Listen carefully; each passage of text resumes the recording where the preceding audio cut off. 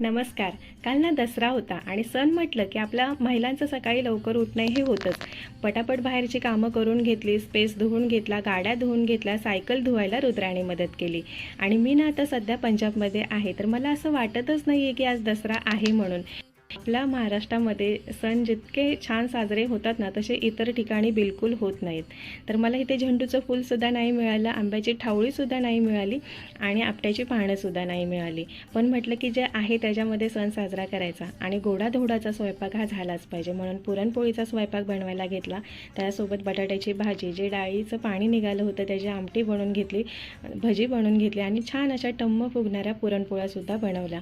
आता पूजेची तयारी, तर साडी घातली, मुलांनासुद्धा छान कपडे घालून घेतले आणि जे आहे त्याच्यामध्येच पूजा केली. इथे मला झेंडूची फुलं नाही मिळाली ना, म्हणून मी गुलाबाची फुलं ठेवलेत आणि आपट्याची पानं पूजा झाल्यानंतर रुद्राचे पप्पा रात्री घेऊन आले.